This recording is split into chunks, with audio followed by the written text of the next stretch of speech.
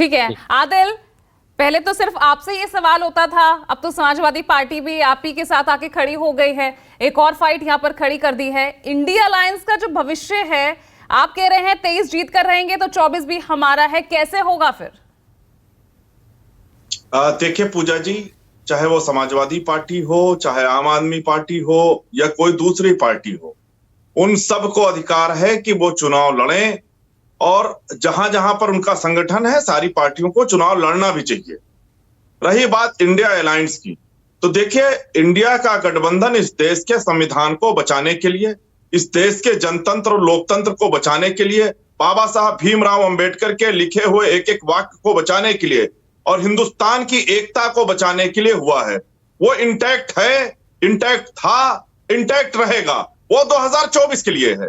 लेकिन सबको पता है इस देश की जनता, हमारे देश की जनता बहुत समझदार है। हमारा गठबंधन लोकसभा के लिए हुआ है। लोकसभा में इंडिया मिलकर चुनाव लड़ेगी, चाहे वो समाजवादी पार्टी हो, आम आदमी पार्टी हो, दूसरी जितनी भी पार्टियां हैं। कैसे पॉसिबल होगा? आप कहते हैं कि कांग्रेस से आप हमें दिल्ली पंजाब दो, हम आपको राजस्थान मध्य प्रदेश छत्तीसगढ़ दे देंगे। अब समाजवादी पार्टी भी कह रही है कि आप देख लीजिए भाई, यूपी में फिर हम करेंगे। नहीं, देखिए अभी तो लोकसभा की सीट शेयरिंग पर कहीं कोई बात नहीं हुई है। ये तो एक हाइपोथेटिकल क्वेश्चन है कि लोकसभा में कैसे हो रहा है।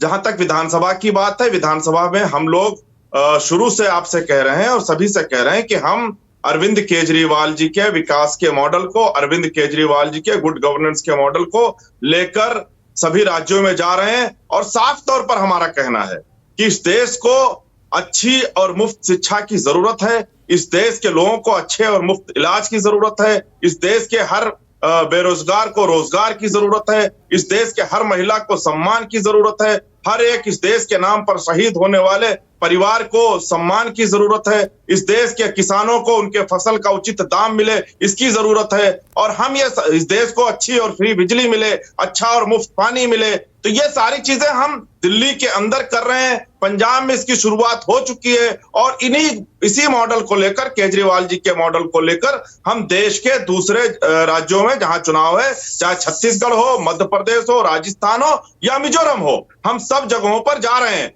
और आप सोचिए कि पूजा जी, आप सोचिए इस देश में किसको नहीं चाहिए अच्छी शिक्षा? आखिर आजादी से के बाद से अब तक जो चीजें मिल जानी चाहिए थी, वो आज तक क्यों नहीं मिली? पिछले 9 साल से भारतीय जनता पार्टी की सरकार है।